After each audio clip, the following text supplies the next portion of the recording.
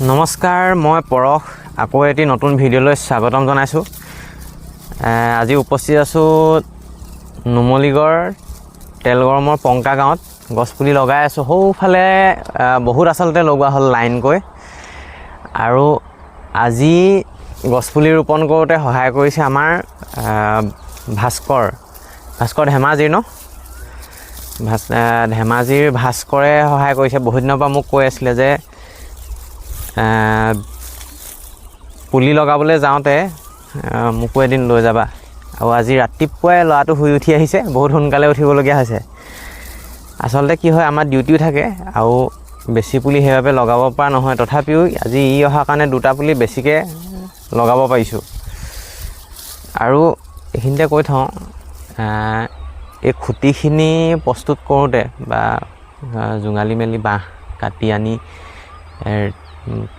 খুঁটিখিনি তৈয়াৰ কৰোঁতে ভাস্কৰে মোক যথেষ্টখিনি সহায় কৰিছে। কাৰণ বেলেগ আচলতে কোনো এনেকৈ নকৰে।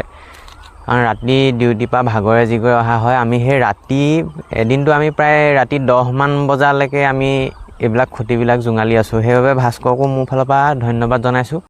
এয়া হৈছে আমাৰ ভাস্কৰ দেই। ল'ৰাটো বৰ লাজুকীয়া, মোক যথেষ্টখিনি সহায় কৰিছে পুলি লগাওঁতে।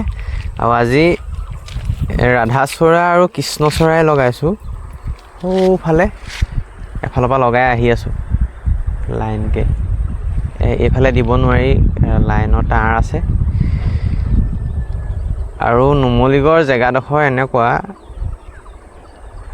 ইয়াত আচলতে নুমলীগড়ক হাতীৰ পইণ্ট বুলি কোৱা হয়। বহুত হাতী ওলায় ইয়াত।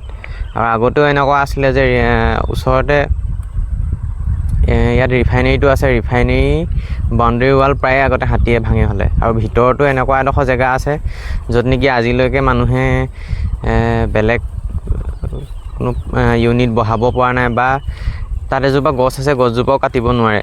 কাটিবলৈ পৰিকল্পনা কৰিলে কিবা এটা নহয় কিবা এটা অঘটন হয়েই।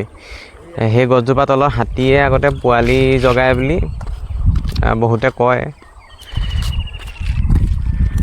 আৰু হাতীৰ উপদ্ৰৱৰ পৰা বাচিবলৈ, বা আজি হাতী কিয় ৰাজপথত ওলাই আহিছে, হাতী বা অন্য জীৱ জন্তু ৰাজপথত ওলাই অহা মূল কাৰণটোৱে হৈছে যে গছ গছনি, ফল মূলবিলাক বা তেওঁলোকে খাব পৰা খাদ্যসমূহ নোহোৱা হৈ গৈছে। আৰু ইয়াৰ মূল কাৰণ হৈছে আমি গছবিলাক কাটি ধ্বংস কৰিছোঁ। ওচৰতে আছে আমাৰ নামবৰ ৰিজাৰ্ভখন আছে। নামবৰ ৰিজাৰ্ভত আগতে এনেকুৱা আছিলে, মই গোলাঘাটলৈ বাছত আহোঁতে ইপাৰৰ পৰা সিফাললৈ আচলতে নেদেখি লতাই আগুৰি থাকে বা গছ গছনি ঘন আছিলে যথেষ্ট। কিন্তু এতিয়ালৈ দেখিবলৈ পোৱা গৈছে যে গছ গছনিবোৰ অকণমান হ'লেও কমি গৈছে।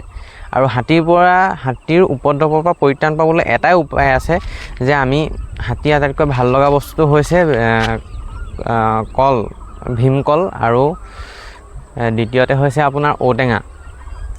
ভীমকল গছ যদি ৰোৱা হয়, হাতীয়ে কেতিয়াও আপোনাক আমনি কৰিবলৈ নাহে। আৰু ঔটেঙা অতিকৈ প্ৰিয় হাতীৰ। সেইবাবে ৰিজাৰ্ভত পৰ্যাপ্ত পৰিমাণে এই বস্তুখিনি আচলতে নোহোৱাৰ বাবে হাতীয়ে আমাৰ খেতিপথাৰ বা অন্য ৰাজপথলৈ ওলাই আহে। সেইবাবে আচলতে ইয়াৰ বাবে আমি ব্যৱস্থা ল'ব লাগিব।